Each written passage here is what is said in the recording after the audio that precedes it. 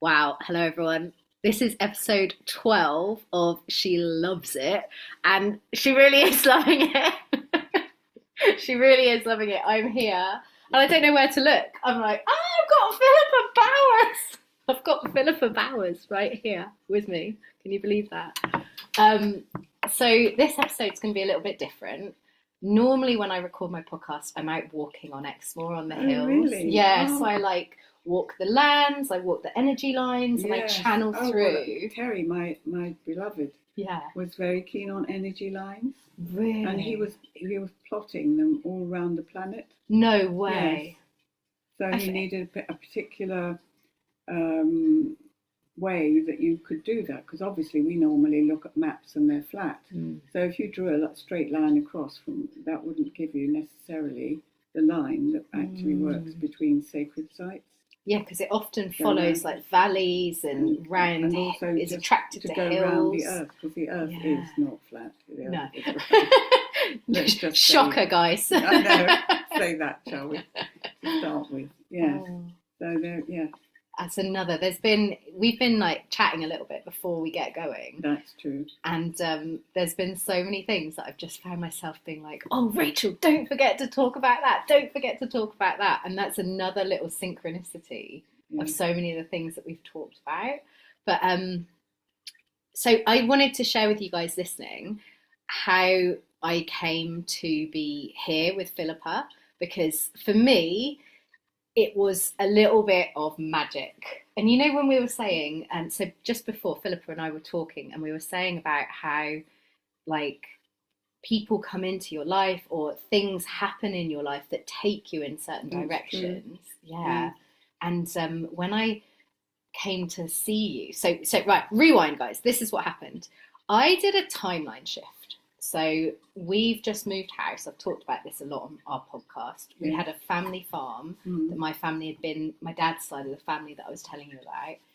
We'd been there. My children were the seventh generation to live at that Oh farm. my goodness. Yes, and we were tenants from the Queen, and Yeah. then the Crown sold the farm to a billionaire, Oh and we had, no. yep, we had 9 years left on our lease, and they were like, "Yeah, you can stay, but we're trebling the rent." So Oh. we were like, "Well, obviously we can't stay," and it was 9 years of absolute grief and gut wrenching Mm. heartache for me, because all I ever wanted was to be on that land Yes. and to be like with that land. And Yes. it's on, as I said to you, it's on the Exmoor National Park. Right. It's there's ancestral burial grounds everywhere. We're on really potent energy Yes. lines. There's a church that is in the Doomsday Book. It's over 1,000 years old, and so clearly before that it was a pagan Yes, site, of course it a was. very powerful Mm. energy site. Mm. So all my work, because I do a lot of priestess work and a lot of Mm-hmm. energy activation and grid work on the earth, Yeah. all my work was rooted there.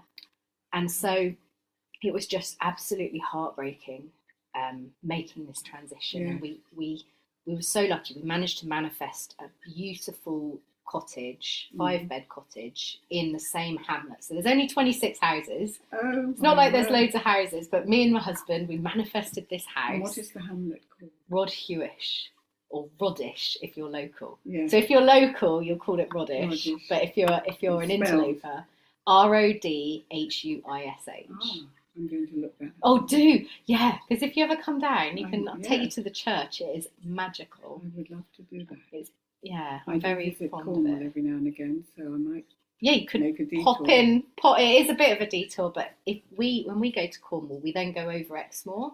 So have you ever done that drive? I can't remember now.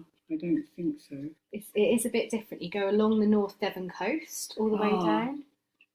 No, probably not. No, it's, well, if you But it would fancy be a it, lovely it's a one. really lovely Yeah. way to go. So yeah, so we've kind of, I'm the main breadwinner in our family. Mm. I've got my business and my husband works with me, but our business is the main source of our income. And while I've been navigating all of this, I've just not been able to work and bring and generate more business, because mine's a bit more of a kind of space holder business, I guess. I'm a coach and I help people activate themselves. So like people who I think, well, I don't think, but I'm not like, I think you're on a path of awakening. It's not No. that. It's more like when people are ready to awaken, they'll get drawn to come They and have work potential. with me. Yeah, and Yeah. I don't, it's latent within them. Yeah. Quite often there's an activation that happens. Mm. So I haven't been able to work. So we've been at this point where we've just had to sit in the void, waiting for me to feel ready to go out and create and make more money again for us. And I did a timeline hop. I said to my husband, it's like, right, on I can't remember if it was the full moon. No, it's the new moon. The new moon at the end of January, I think it was, round Imbolc. I was like, right, when I wake up, we're changing timelines. We're on a new timeline and it's going to kick off again. We're going to start bringing the money back in. It's all going to start activating again. I went to bed, did a real big, powerful energy work, woke up the next morning. I was like, holy moly, it's on. I can feel it. It's on. So I then got invited at the last minute, complete synchronicity. The two friends that I was with the day I met you said, we're going to be in Glastonbury at the end of the week. Come and stay. Oh. We've got a place. Come stay with us. Come stay with us. So I was like, oh, this is the timeline. This is it happening. Yeah. So came up. We had this phenomenal 24 hours together in Glastonbury. Yeah. We were on fire. The three of us, like a triumvirate. Yeah. On fire, doing energy work together, activations together, plugging in, channeling new codes for each of us. Like all of us had this expansive, crazy experience. And we were standing, it was getting towards the end of it, we were standing outside your shop. And I suddenly said, I got hold of my friend, I was like, I don't know why, but I have to go in Philippa's shop right now. I have to go in right now. Yeah. And in I went. And there you were. Oh, because I'm not here very often. That's what you said to me. No. You don't. So you said exactly that. You were like, I'm not here that often. And so the reason we're on this interview today is that that happened. It felt so portentous, so powerful, and so aligned because I've been kind of navigating. Like the other thing that happened for me was whilst all of the sadness with the grief with the farm was going on. Perimenopause was in its first couple of years. Oh, yeah. And it seemed, did you have this when you started going through that journey? Like there was a grief that kind of correlated with the start of... Well, it probably pushed me into leaving a marriage. Is that around the time it happened then? I was 40.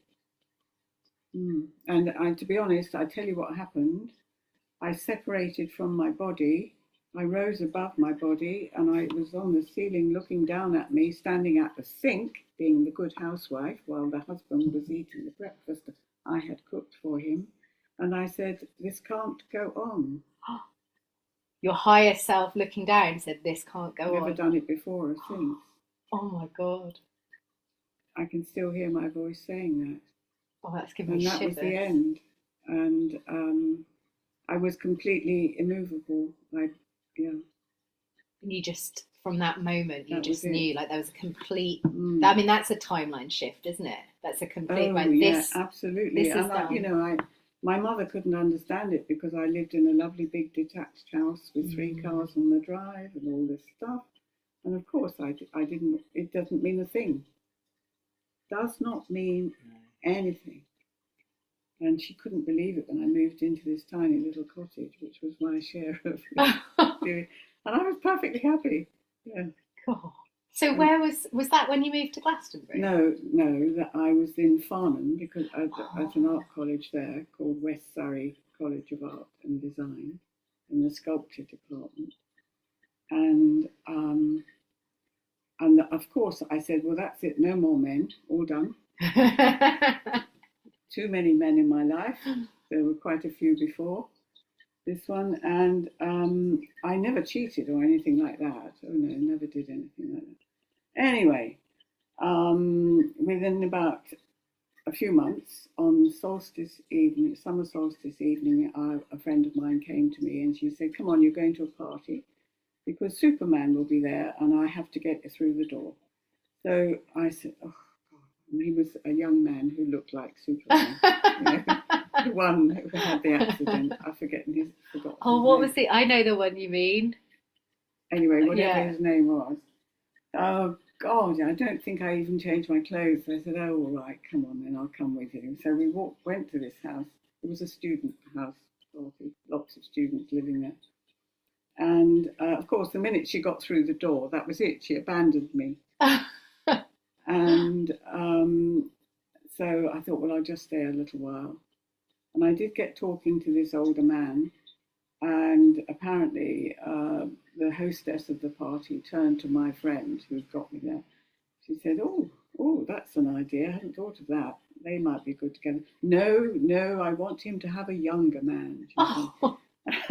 Anyway, I tootled off. I'd had enough, And anyway, we kept meeting up at dinner parties arranged by a mutual friend. And eventually, after about 6 months, we got together. And we were then together for 30 years. Oh, I love it. And I absolutely adored him.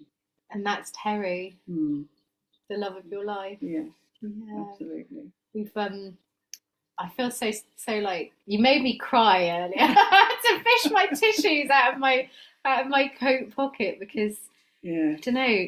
We were just talking about how incredible it is when you really find somebody. We're so lucky. So lucky. So lucky, you and I. Yeah. Not everyone knows. I remember that the day after he died, I was walking through the village, Tintin Tajor, and I met one of the carers who used to come to the house. And of course, you get to know these lovely people. And this lovely woman said, "Oh, I'm so sorry," put her arms around me. Oh. And I said, "Well, I just feel very lucky to have known that love for that long." And she said, "Yes, I never have." And she was well into her 50s. She never had. And I hang on to that thought. You said earlier, you said something to me that actually really reminded me of when I got together with Mark, because I work a lot with people who kind of have maybe had a spiritual awakening or are working with me because they can feel something's brewing. Yeah. And often what happens is they have this massive awakening and the people they're in relationship with are suddenly like, well, who the fuck are you now? Yeah, exactly. How does this relate to our relationship? And one of the things with me and my partner was that I was really clear with him up front about who I am. I was like, this is what I'm into. I believe in the universe. I believe in oneness, non-duality. I believe I am the creator. Yeah. I believe all of everything, the parts of me that other people at that time, because we've been together nearly 15 years now. And 15 years ago, the landscape was different. People were a lot more judgmental about women like us, powerful women like us. And I'd received a lot of shame for it. But I was so upfront with him. This is who I am. I will not tolerate being mocked. I will not tolerate derision. You don't have to join me on this journey, but this is who I am. And you told me a really similar story that I was just like, oh, it was so juicy. When I took him, after our first date, I thought, well, I'm not going to make any more mistakes. And I said, I think you need to come to the art college. I was still there, and see a sculpture of mine. And it was in the library set up because the librarian liked my work. And it's a life-size figure. And she has an opening in her front of her body with a poem written inside it. And he stood there and he read the poem.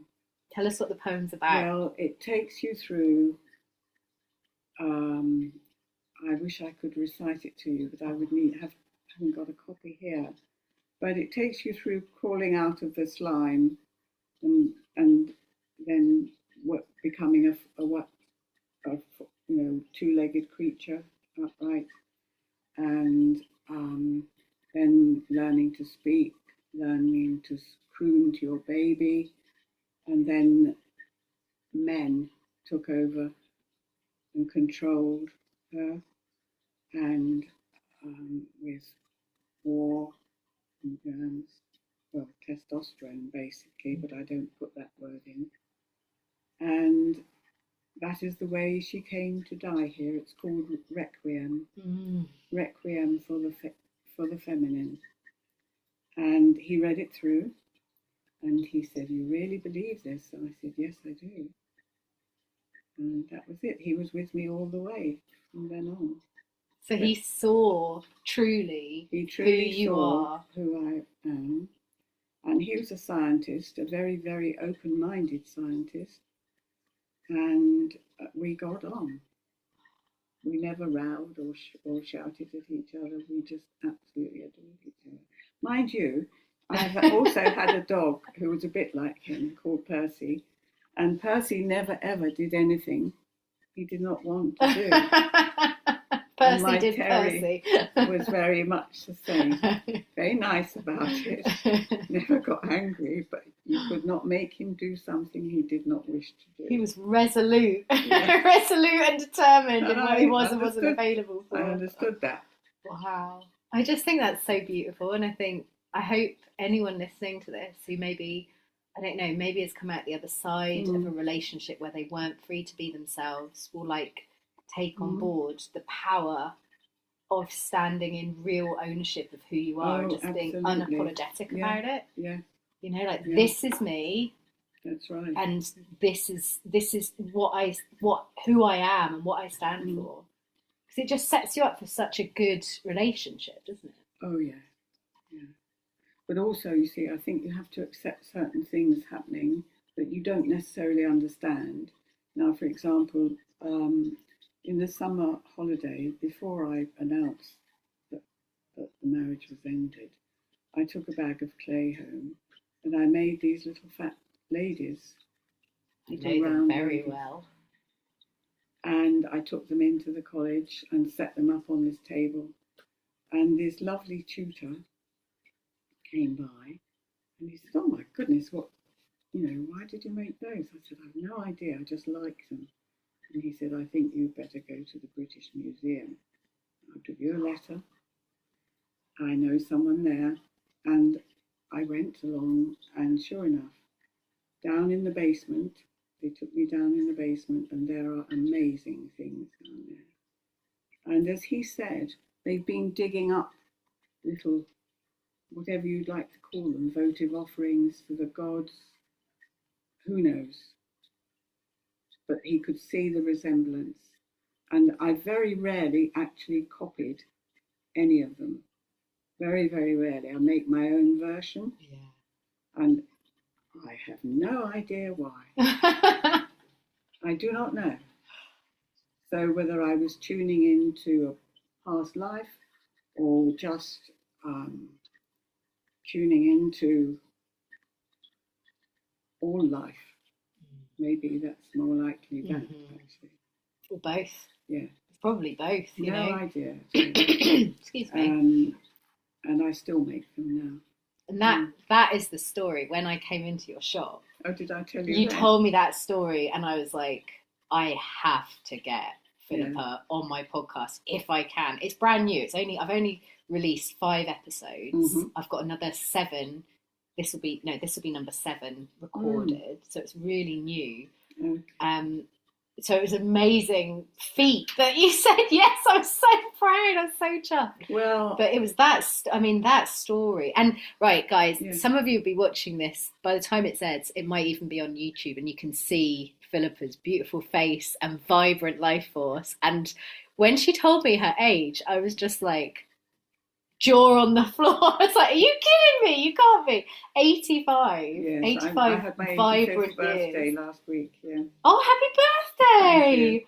Oh, how lovely. Happy I'm just birthday. into Pisces, and as I keep saying to people, I think my moon is in Cancer, I forget whatever else, but I think I'm an emotional puddle. Yeah. And always have been. Yeah, very watery and very emotional.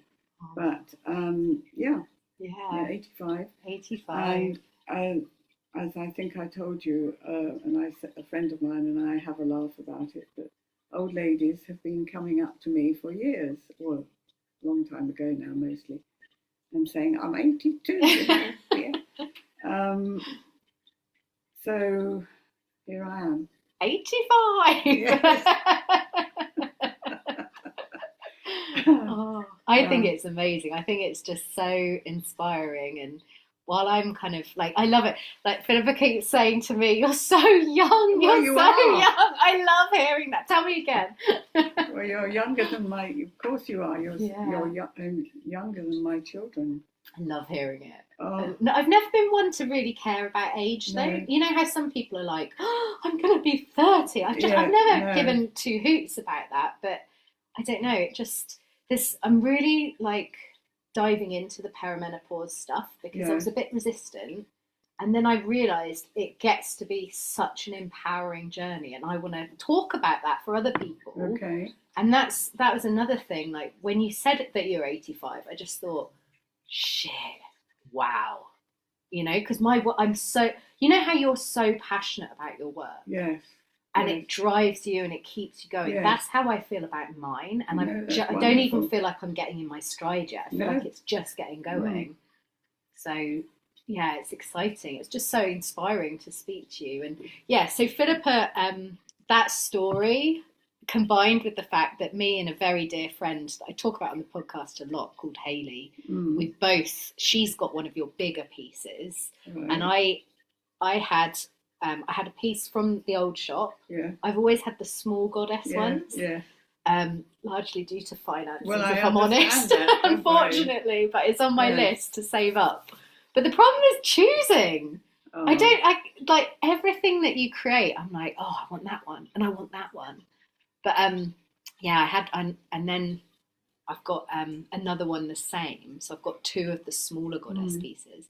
But when you told me that story, and now just speaking to you now, like to me, it when you were speaking, it really struck me that it's both of those things. It's like you know, because it's all the present now, right? So like you're channeling energy that's been forced underground, that's been forced into remission, but we are living in the reawakening of the goddess, and your work is so clearly part of that, like actively bringing goddess energy back into form, back into something. Because if you think about all the homes that your pieces of artwork, like you're channeling that energy for people, and you've channeled, like what struck me about the story of the British Museum was like how your tutor was like, oh my god, because when you told me before, you were like, he instantly said, have you seen these before? Have you copied this? And you're like, no, my hands knew what to do. Yeah.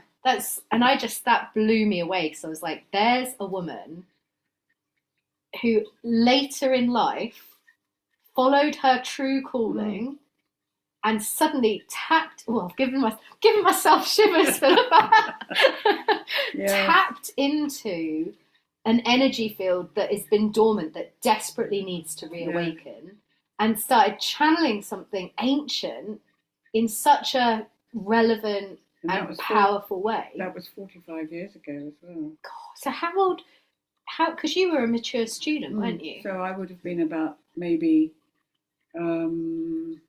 38, 39, something like that.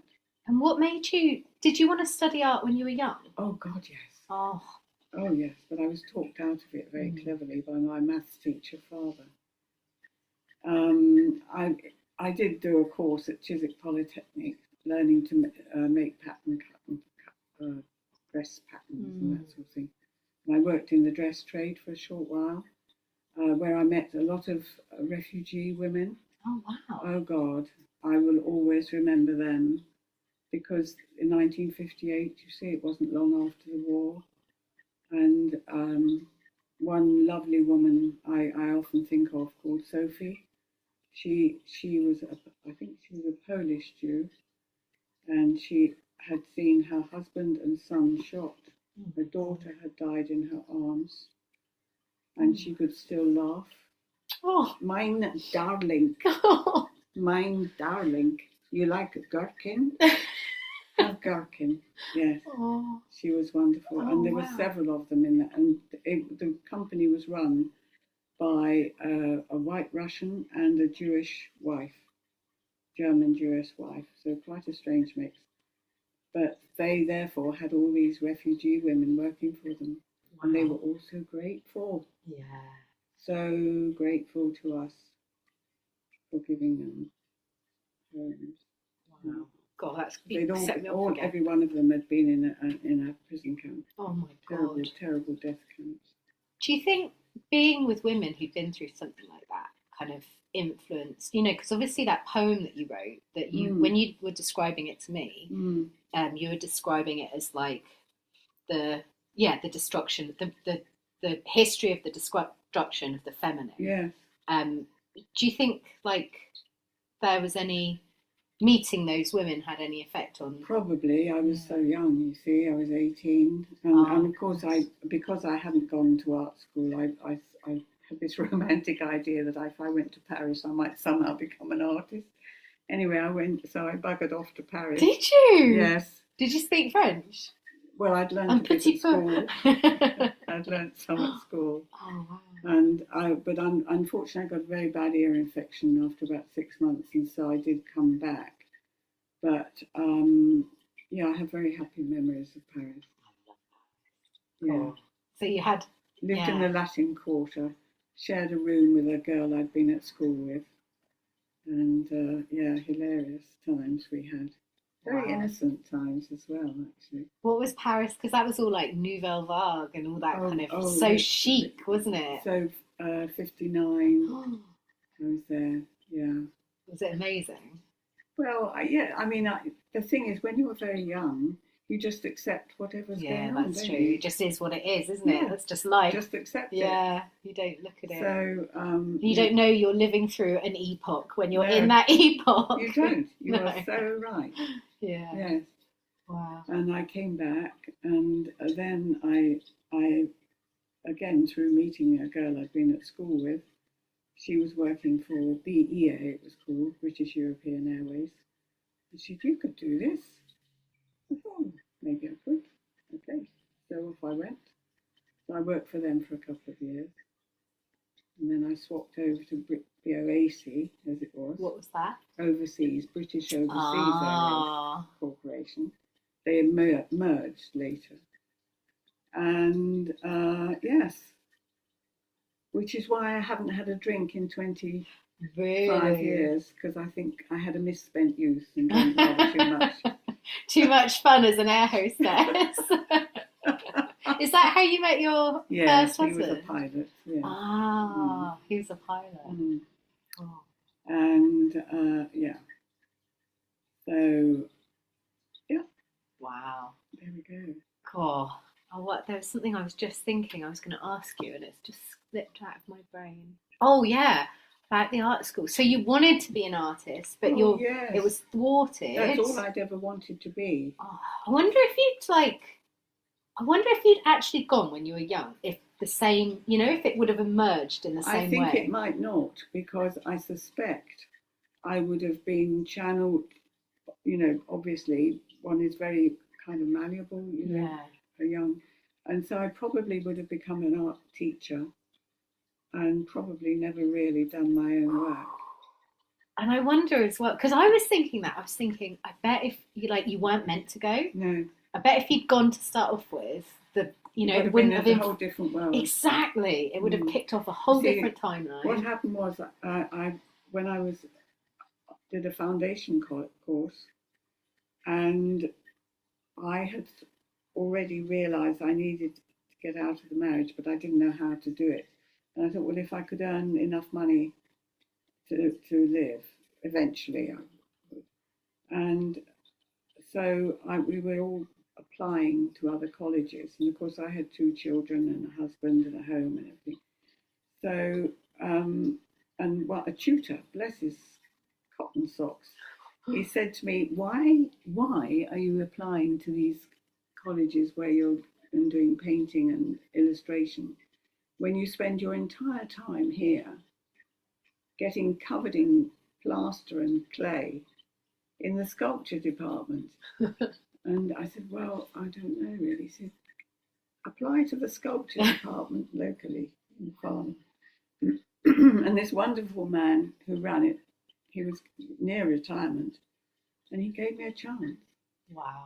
And then I realised I know how to make a bronze and what the process is, but how many people can afford to buy bronzes? They're so expensive, aren't they? I mean, you struggle to afford to buy the ceramics. Yeah.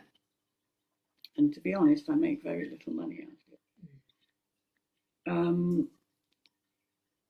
it. So then I realised, and I started, because I'd made these little ones in clay, I started making things in clay. And the new head of department, when the other one retired, hated me. Oh, I find that so hard to imagine. What is there to hate? Empowered women. Well, of exactly. course. I was a woman. I was what he saw as a middle class housewife. My work was figurative. I was messing about with clay and not making bronzes or something. Yeah. So anyway, it was quite good in a way because it toughened me up. You know, I was behind. Did he give you a hard time? Oh, he sure did. Really? Oh yeah, horrible man. But it toughened you up. Yes, it did. Oh.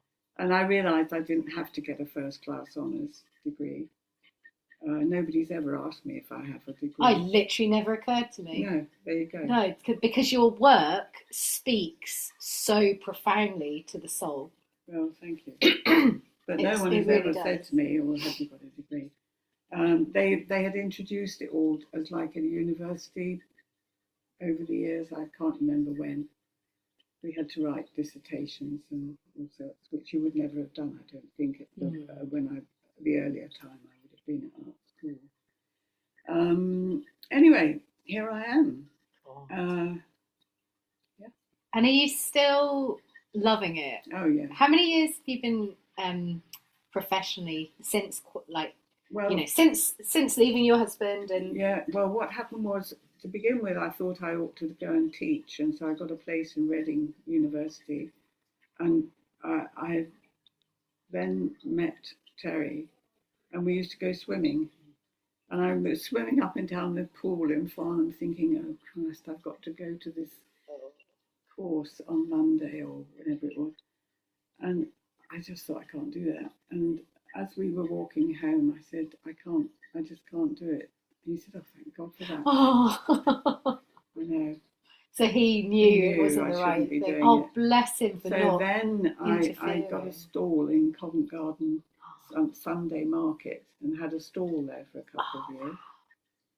And then I found the chapel in Wookey Hole, and it was, I just knew. I walked inside, I know, I want this. And yeah, off we went. And then you had a stint in Glastonbury, did you?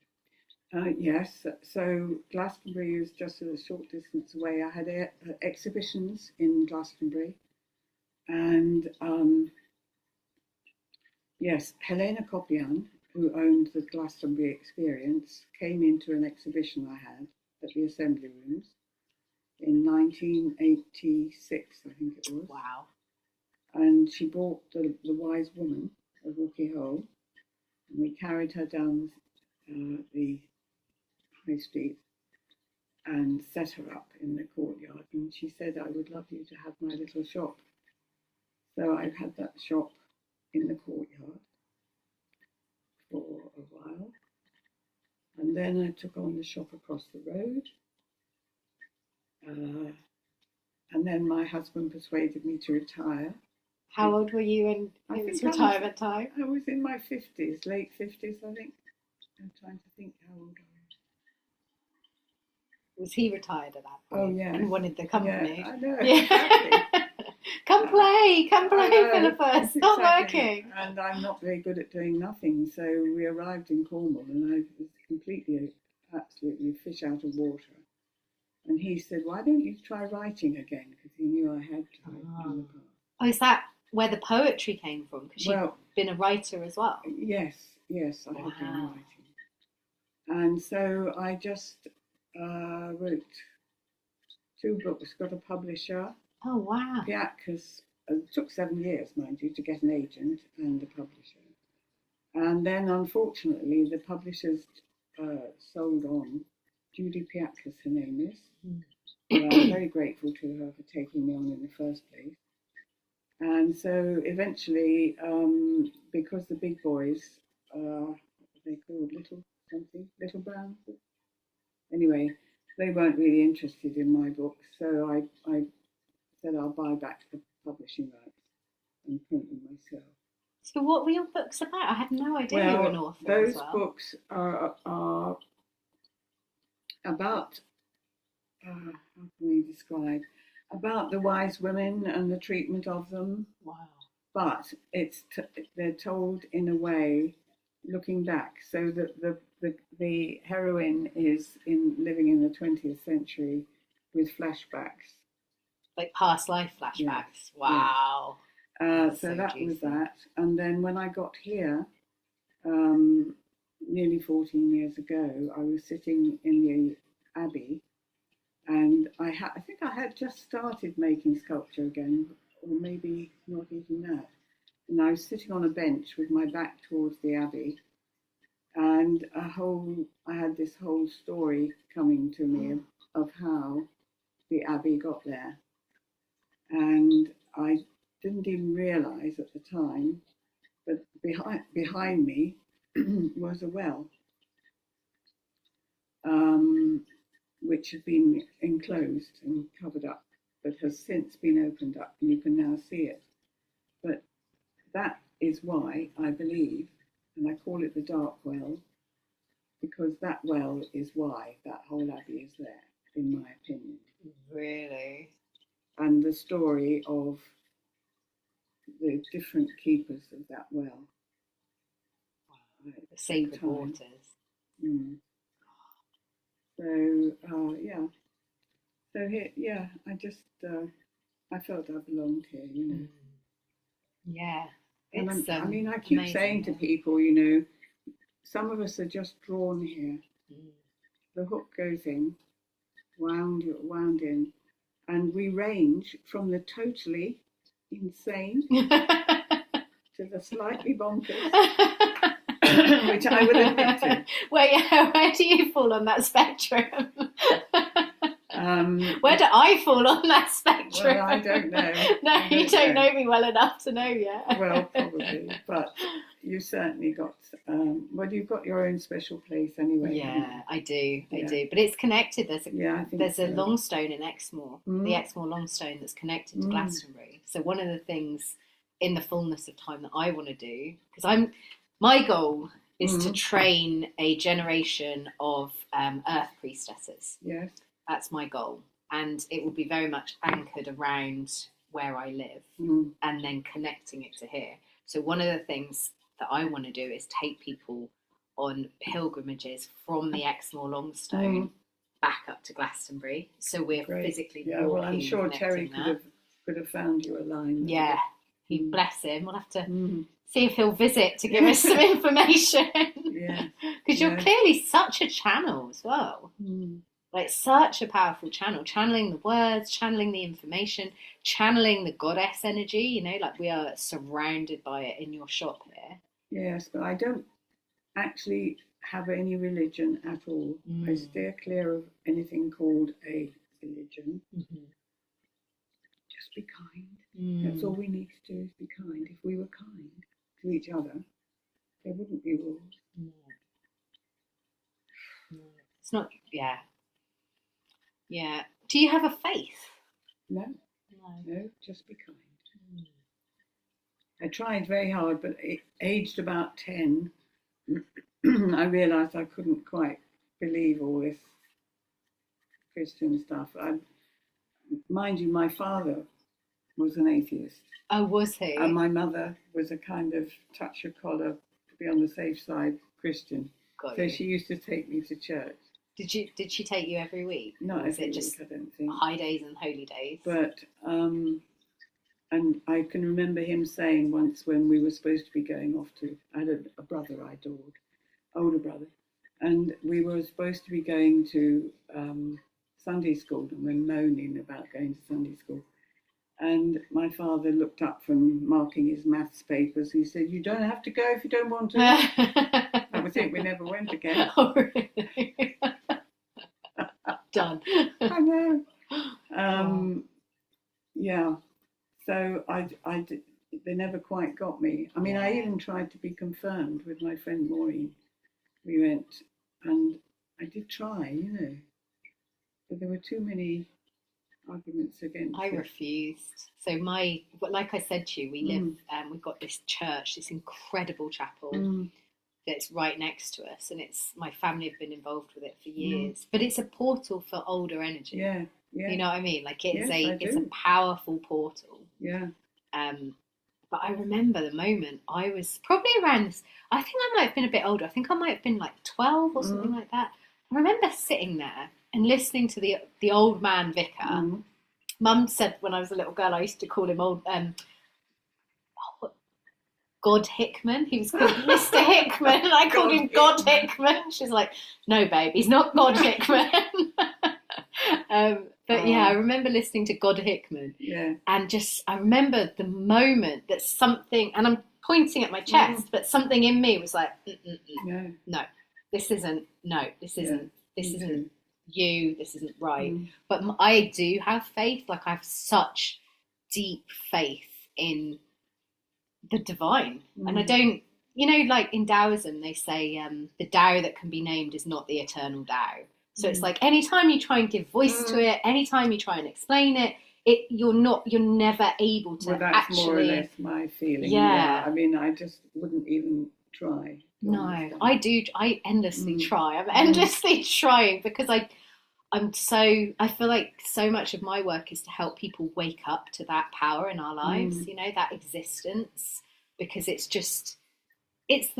magical. It allows you to live a magical life, and it's like when you follow that energy that connects us all, that moves through us all, that is alive and awake, it's that energy that brought me into that shop, into your shop that day. It's that energy that's like the things you were describing of like, oh, my friend was insistent that I go to this shop and I take it, and it ended up being incredible, and I never would have done that. Like that to me, that's what I have faith in, is living in alignment and in flow with all of that consciously. And it's just so, and get this, so you said you wrote that poem. What about this for a weird synchronicity? I haven't launched it yet, but I've just finished developing a course called The Descent. And it is for spiritual women who feel separated and in shame and judgment from their bodies. And the whole first part of it chronicles and details how we have been systematically disconnected from our female bodies, because it's the single easiest way to disconnect women from their power. So I've just done I'm like creating a whole course to take women through that journey, and it feels such a synchronicity that like you literally wrote, the woman that you created, you channeled that poem all about that. Like, to me, I feel like we're at the real darkest point, but we're also getting towards the point where things are going to start moving in a more positive light. Those poor women in Afghanistan. And so many parts of the world, so many parts of the world, and we're just so privileged over here. We have so much privilege and so much opportunity. One interesting point, I think, is that when I was young, and I don't know if they still do, but we called having a period the curse. What? Yeah, you didn't know that, you see. No, I didn't know that. Yeah. Oh, I've got the curse of Eve, of course. That's what it was called, the curse. Wow. God. I grew up knowing it as How do you curse. think, I mean, this is probably a really obvious question, but how did that affect your relationship with your I've no idea. Body and your cycles? Well, you'd be always embarrassed and ashamed, and it's that deep shame, isn't it? It's imprinted. That you'd never heard that. I've never heard that. I bet your mother might have done. I mean, she's Australian, so it's a bit different out there. But she definitely. Your grandmother. My grandmother would have. Your grandmother, your grandmother would be more my age, wouldn't she? She'd have been a bit old. She'd have been more like, probably a generation older than you. Well, she would. You'd be she sort would of in have between. known it as the curse. Yeah, she never ever talked to me about anything like that, and my mum was always a bit weird about it. But that's again why I'm so determined. Like for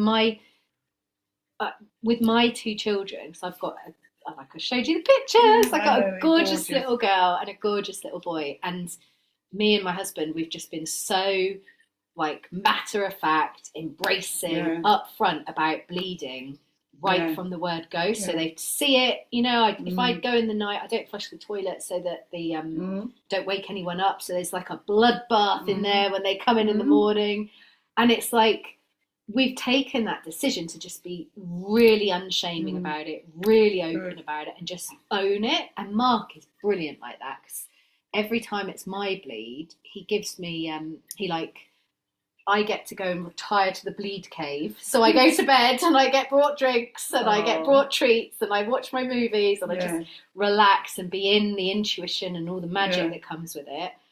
And so he fully supports that. So it's like, again, he's modeling not only for my daughter, but for my son as well, you know, what that gets to look like. And I think I only cottoned on to the power of the female bleed very late to the party. I was, because I came from a farming family, and it's like you just get on with it. Whatever's going on, your legs hanging off, you get on with it. Get some Baylor twine, get on with it. Yeah. So it's like you definitely don't let your bleed stop you going out and milking the cows or whatever.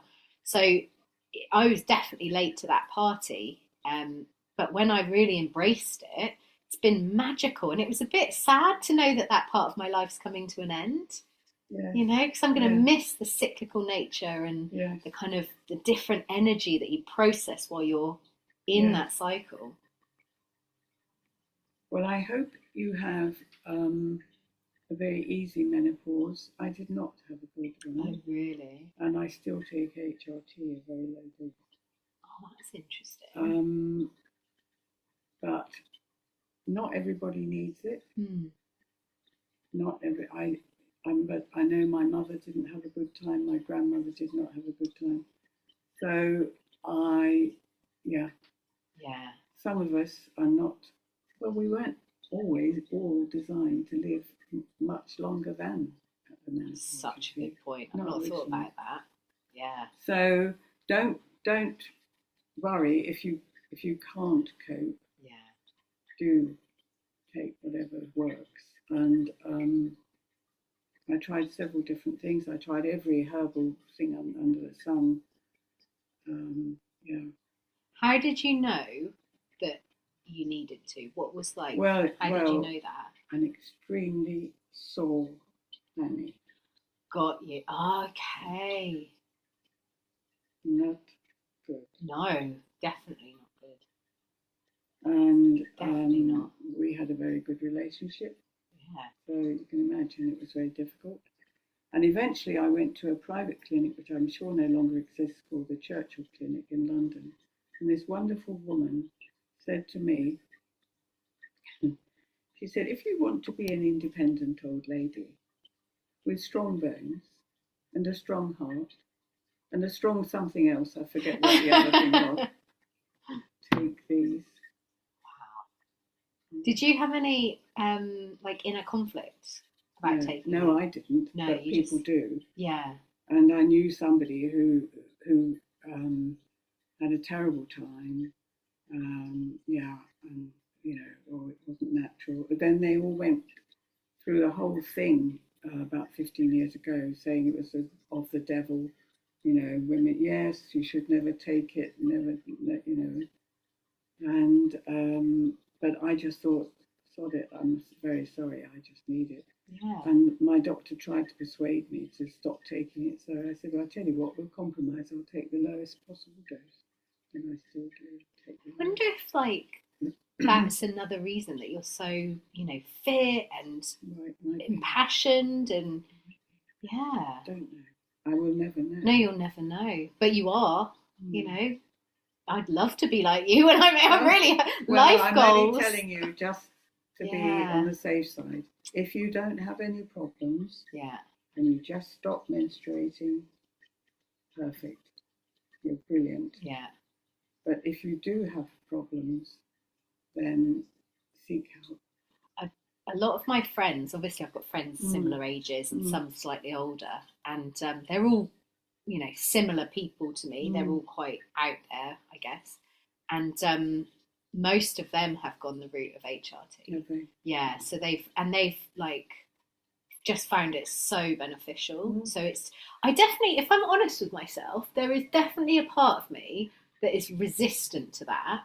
And it's largely because I want to feel it all fully. I want to really, I want to experience. Well, that's it, isn't it? Because at the moment, 50 because I'm only 43, and I think it's been going on for a couple of years, and I've definitely put weight on, but I'm okay with that.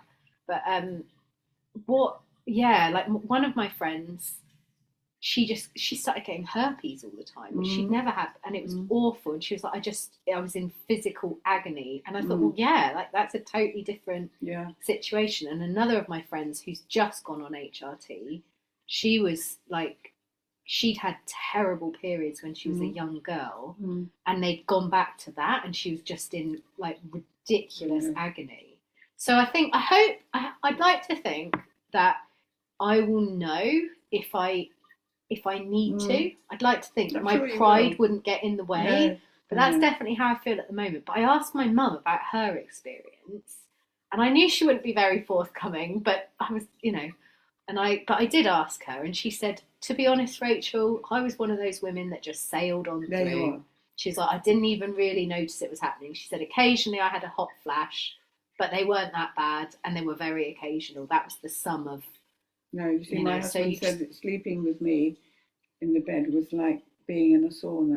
Because you might not have seen it, but I saw recently there's a beautiful black woman in the United States, and for some reason she's at this football game, like American football game, and for some reason that was it was at night, it was cold, she had a bowl, she'd like had a shaved head, right? And she's having a hot flash, and her partner's videoing her, and there is literal, like, it's like she's on fire. There is steam pouring off her. It. Yeah. I used to have them at night. So we'll see. I'll report back to you. Well, you just can't tell, can you? No. I think you probably will be all right. Yeah. But equally, because I am going to talk about this a lot, because I wasn't prepared for it. My mum. Well, it's something nobody ever used to talk about at all. And luckily they're starting to now. And I think it's so important to hear all of the perspectives and everyone's experience, because there are going to be some people that sail through and it becomes this massive initiation, and there are going to be some people that their fanny gets dry and sore, and it impacts their life, and they take. They get the support that they need, and it sets them on this incredible path. And it's having those conversations unashamedly in the open, isn't it? Yeah. It's so important. Yeah. Oh, this has been such an amazing conversation. Well, I hope you will just sail through it like your Thank you. Well, I'm here. I'm just going to, the way I'm approaching it is just to humble myself to the process, and whatever needs to be will be, like, if that whatever route that ends up taking me down, I'm just surrendered to it. Just going to go with it with my heart and eyes and energy wide open to it, and see where it takes me. But it's affected my libido, but in the most wonderful way. I feel like a teenager again. Oh, well, that's lovely. I think my husband thinks he's won the lottery at the moment. It's great. So that's we'll brilliant. see. Well, maybe you'll be fine. Who knows? I mean, it's early days, isn't it?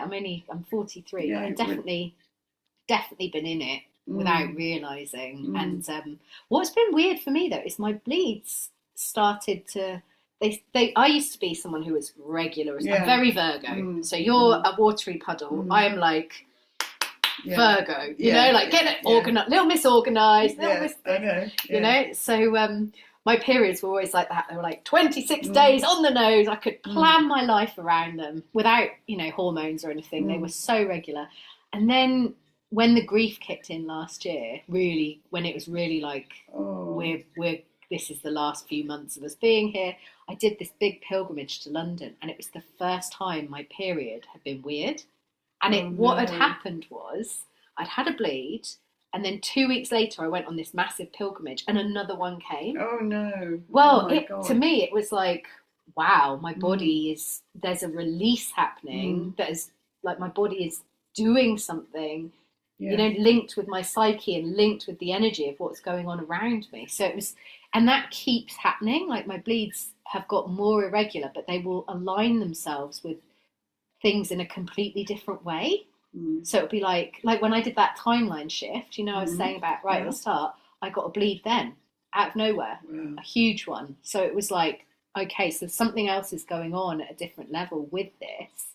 So that has felt really powerful to me as well. It does make it harder to plan things, but yeah, it's like, oh. No, that is very interesting, because I believe anxiety and stress cause more problems in our bodies than we realise. Cause more illness. Yeah, I think you're right. And it's an epidemic, right? So it would happen, it would affect that area as well. For sure, for sure. Yeah, of course. I mean, it's all hormones, isn't it, at the end of the day? Yeah. So where can people find you, Philippa? Are you on Instagram? No, I'm not. And I'm on Facebook, but I never put anything up. But the reason I'm on Facebook is 2 of my step-granddaughters are on Facebook, so I keep tabs with them. They live up north. And also people will put up a picture of something of mine they bought. And they want to tag you in it. Yeah. And so that's lovely. But to be honest, I don't have time to do all these things. You know, I'd be doing it all the time, you know, every day. Can people, you've got a website there, haven't you? Well, I did have, and then because of VAT, I thought maybe if I closed it down, I wouldn't take so much money, and that because VAT is an absolutely crippling tax for small businesses. Yeah. And once you hit that top level, then they want 20% of your turnover. It's not your profit, your turnover. Oh, wow. And so, but anyway, it didn't affect the turnover, so I need to get it back up and running. And in March, when things start picking up again, I will put it back up again. Okay, so folks, if you're listening to this, you just need to come to Glastonbury and you need to come into Philippa's shop and make sure you've got your credit card, because I promise you are going to want to buy everything. Oh, you really are. Like, I cannot overstate how incredible Philippa's artwork is. It really, it just does something to you at such a profound soul level. So yeah, come on over to Philippa's shop. You may be lucky like me, once in a blue moon, you might actually see the goddess herself. Oh, okay. Well, I have to be at home making. Of course, they don't make themselves, do they? No. But I hope to have the website back up properly in about March, April. So by the time this airs, they might even we'll add the website to the show notes. Oh, there we go. I think they can actually get the pictures, but no information at philippabowers.co.uk. Awesome. I will link that in the show notes. Philippa, thank you so much. Bless you. Thank you. I've loved it. Me really too. It's been so juicy, hasn't it? Yes, absolutely. So juicy. And I hope, for those of you listening, thank you so much, as usual. I hope you loved it. I really hope that when you're in Glastonbury, you will come into the shop, because it truly is. The work it's spoken to me for so many years, you know, for I used to visit your old shop from sort of 13 years ago. So I've been visiting for that amount of time. I've been Rachel Smithbone. This has been She Loves It. Please leave me a 5-star review if you enjoyed this, and share it with your friends. And as usual, reach out to me on Instagram or send me a message if you want to chat more about anything we discussed today. Awesome. Thanks, guys. Bye.